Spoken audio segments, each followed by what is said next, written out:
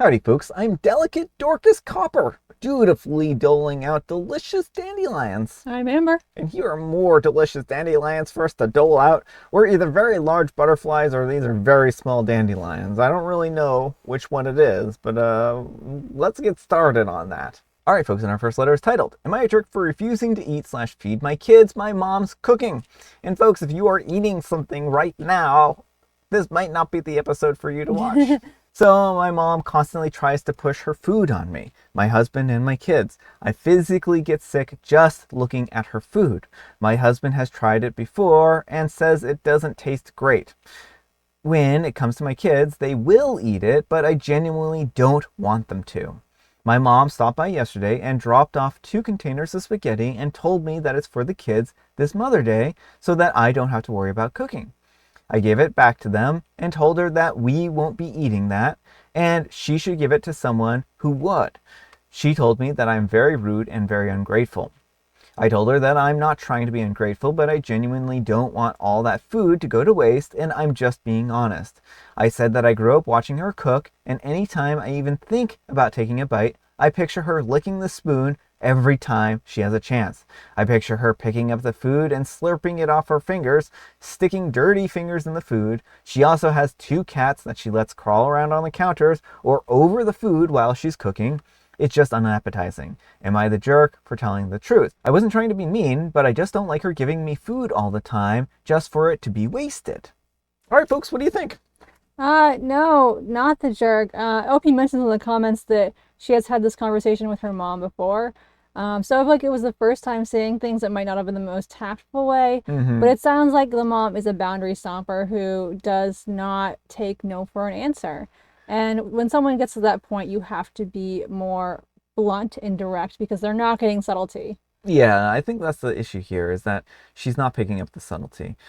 I don't think that OP is wrong here. I think when it comes to health and safety, you should always put that ahead of people's feelings, right? Yeah. Like, sure, it's going to hurt her feelings, but she needs to know that her food isn't safe for people to eat. Well, OP being like, I don't want this to go to waste. No, this food needs to go in the trash. If Yeah. she is like licking things and like introducing contaminants into the food, putting dirty fingers into it, Yeah. straight into the trash. That's the only place it belongs. No one should be eating this. Yeah, and that's the issue here is that these are not, like, these aren't good things. Like, it just, you can't feed people food that's been made unsanitary. There's a reason why there are health codes at restaurants, right? Maybe those are a little more lax at homes, but you don't expect at home for somebody to do these kinds of things. These are just the basic, basic cooking, not to contaminate surfaces and stuff like that, right? But let me know what you folks think. So anyhow, take care and good luck. All right, folks, and our next letter is titled, Am I a jerk for making my sister's gender reveal cake gray because she wouldn't tell me the gender? And Amber wants to read this one. I'm a 22-year-old male and I bake as a hobby, and I'm actually pretty good at it. Like, I get paid under the table for weddings and baby showers kind of good. My sister is pregnant and wanted me to make the cake for her gender reveal. Cool, no problem. I asked her to send me the info so I could prep the inside classic pink or blue filling. She says, oh no, I want to be surprised too. Just make it neutral for the reveal and we'll all find out together. I was like, huh? So you want a gender reveal cake with no gender revealed? She said she'll have someone email the info to me later. That someone never did. Deadline comes and I still have no gender, so I made the cake. It's gray inside, gray outside, just full on cement vibes. I even added little fondant clouds for the effect. It still tasted great, but visually, grim AF. The reveal day comes, they cut into it, and my sister looks furious. Her husband is confused. People start murmuring. Then she pulls me aside like, why would you make it gray? That's so passive aggressive. I calmly reminded her that no one told me the gender. I literally had no data to work with. I told her I wasn't about to guess or go full improv on someone's baby cake. Now my mom says I embarrassed her in front of the family and that I should have tried harder. Tried harder to do what? Summon the gender through vibes? So am I the jerk for making the most gender neutral reveal cake in history? Edit. I actually did follow up, asked her a couple days before the reveal if the info had been sent, and she just said something like, yeah, someone's taking care of it. I figured it was handled. I didn't want to pester her since she seemed chill about it at the time. All right, folks, what do you think? Yeah, I'm going to say OP's in the wrong here. Because we kind of know that the point of this cake was to reveal the gender. And I understand, like, the sister should have definitely, like, made sure the person got the information to OP, Mm-hmm. but he could also ask his sister for the name of the contact person and just Mm-hmm. followed up with them directly. Like, I understand he doesn't want to pester his sister if she's, got a lot on her plate. And I understand the sister not wanting to find out the gender in advance, that she wants to be surprised with everyone else. Mm-hmm. And so, and I also, the way he made the cake does feel very passive aggressive. Like, it wasn't like a lavender or something, it was full on cement gray with fondant clouds. Like, he intentionally was making it look very grim, which Mm-hmm. does feel very passive aggressive. That's the problem I have here, right? I don't think I would have had a problem with him making the cake yellow, purple, pink, not pink, but some other color that is kind of a neutral color, or even just leaving it white, right? The fact is that he took the cake and, like he said in his own words, cement vibed it, right? Now, I think what he should have done is the day of that he was going to get started baking the cake, called up his sister and said, "Someone still has not told me the gender of the cake. What color do you want me to make this cake?" Either one, you can get the person to message me, and I will, make the color the appropriate color, or I will make the color whatever you want me to. But if you don't give me any kind of input at all, I'm going to make the cake gray, right? And then I would have been like, "You're perfectly justified because you gave her plenty of warning and stuff like that." Right. So I just think this is one of those situations where OP knew the specific purpose of the cake Mm-hmm. and kind of, despite that, was like, I'm just going to make it gray, neutral, right? Like when people think neutral for like, I don't know, for a gender reveal, I don't think gray, cement No, gray. I mean, I think, my guess is the sister meant, like, don't worry about, like, making it a special color. So, like, Mm-hmm. maybe a vanilla cake or a chocolate cake, like, Yeah. those are kind of neutral. Yeah. Um, and so, yeah, I just really feel like he wanted to take a jab at his sister, and it ended up being in a kind of cruel way because it's like this is supposed to be a big, exciting moment for her. Mm-hmm. And like, if he's annoyed that his sister didn't get the information to him in a timely manner, he could say, "I'm not making you cakes again afterward," or something like that. There's any number of Yeah. things Yeah. he could have done that wouldn't have, left everyone. Because, like, there's also all the people who came to the gender reveal for the Yeah. purpose of learning the gender. Yeah. And, like, I don't love gender reveals to begin with, but, like, not only is he, like, hurting his sister on the day, he's also making things weird for everyone else. Yeah. Wasting kind of everyone's time. Yeah. But let me know what you folks think. So anyhow, take care and good luck.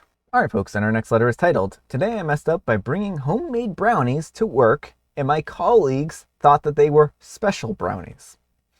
So I've been baking lately and watching way too many food shows. Dangerous hobby, I know. Since I won a 7-leg parlay on steak, I decided to splurge on some fancy chocolate and other high quality ingredients to make what I thought would be the world's most impressive brownies.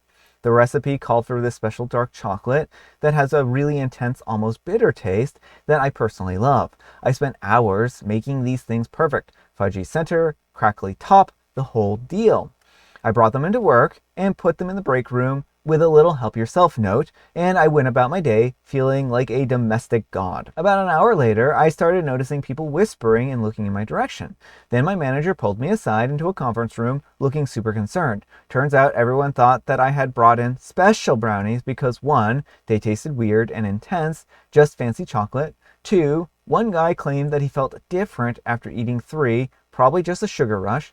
3, I had recently mentioned being stressed and needing a vacation. HR got involved, and they were thinking about doing a drug test. Someone almost called the police. I had to explain in excruciating detail about my fancy chocolate purchase, and even pulled up the receipt on my banking app to prove that I had just bought regular baking ingredients. The worst part is they threw away the rest of the brownies that cost me like $80 to make.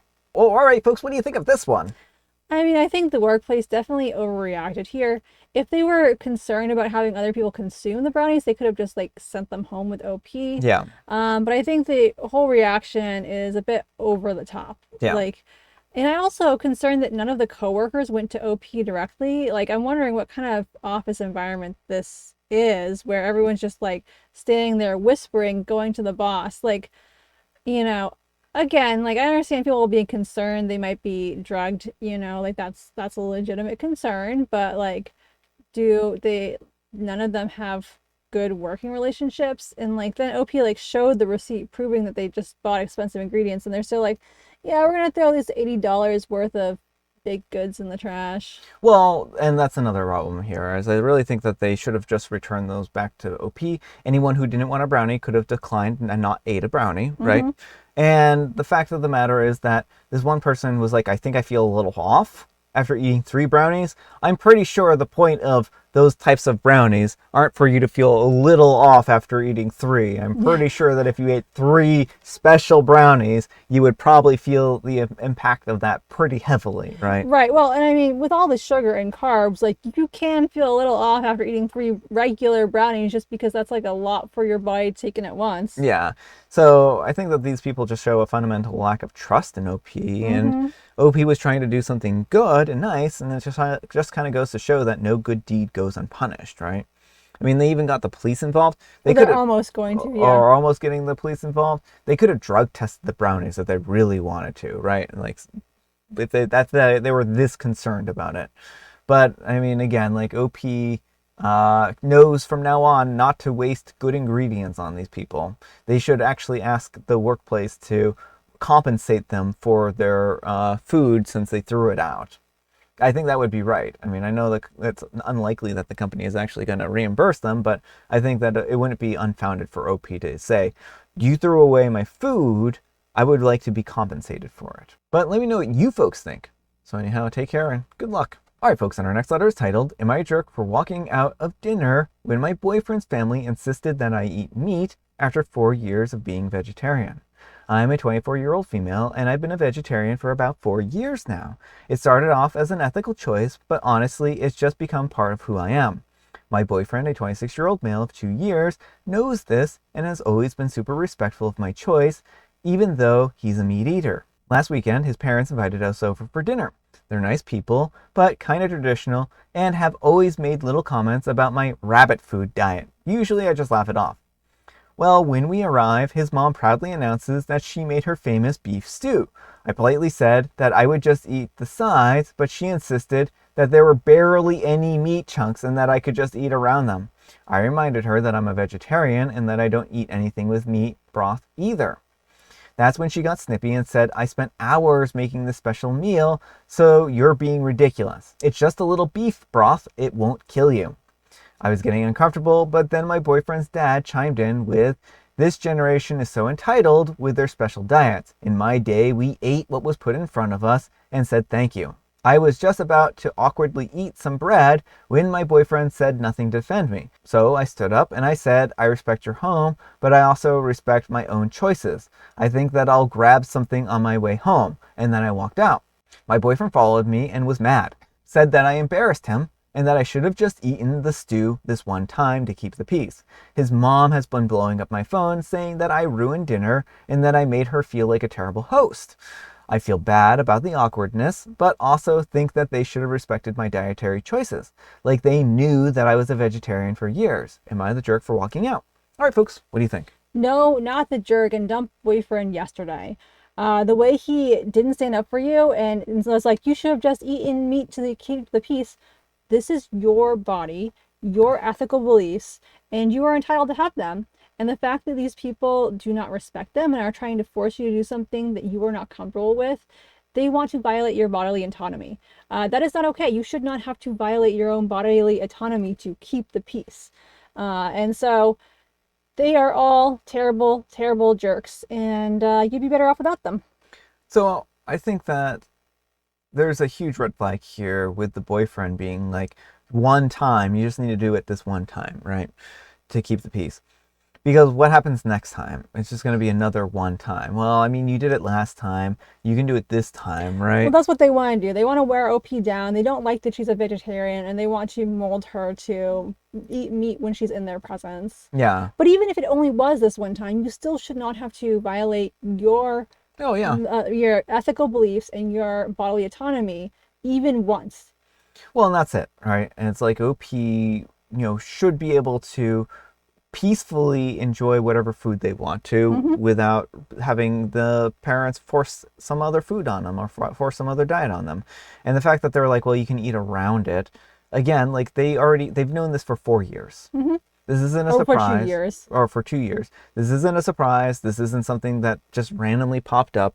They've known this for a long time, and it seems like they're trying to, at this point in time, wear OP's boundaries down. And that's really the biggest red flag of all. OP needs to decide if this is the kind of environment that they want to marry into, or have a partner who's not going to stick up for them or defend them in these kinds of situations, right? And like, what if, like, sometimes it's hard to think about yourself, but like, what if you had a child who didn't want to eat something that your boyfriend's mom made? And like, if your boyfriend's just going to be like, just eat it this one time to keep the peace, are you going to want your child to be bullied into doing this? Yeah. But let me know what you folks think. So anyhow, take care and good luck. All right, folks, it is tea time. Grab your beverages of choice. I've got some tea right here, and Amber, she has a joke. Why did the woman bring a hammer to work? Because it was hammer time. Can't touch this. Do do do do do do do. Can't touch this. So she could smash the glass ceiling. Oh. And it's Break the Glass Ceiling Day today. And also, more fittingly for today's episode, it's National Chocolate Chip Day. So make sure on the way to smashing the glass ceiling, you grab yourself a pair of chocolate chip cookies that aren't as hard as a rock and haven't been made by the person in the first post. And, if it has been made by the person in the first post, use the cookies to smash the glass ceiling. But if it hasn't been made by the person in the first post, then you can eat them on the way up to the glass ceiling. Or as a celebration after you smash the glass ceiling. Yes. And I don't know if people noticed, but I have cotton candy earrings in, little cotton candies I made. And I'm kind of like a cotton candy puff myself, so I get a little gussied up for our food episode. It's a real treat. And I have Mega Mint. All right, folks, that's all the time we have for today. Thank you so much for watching. Happy Friday Junior, folks. Happy Friday, Junior. Thanks so much to Amber for joining me today. Thank you for having me. Amber, we need some kind of moral advice and or guidance. And please have it on food and food choices. Food safety is important, and so is respecting people's autonomy and ethics and dietary preferences. Yeah. Thanks so much for watching, and we'll see you all tomorrow. Bye.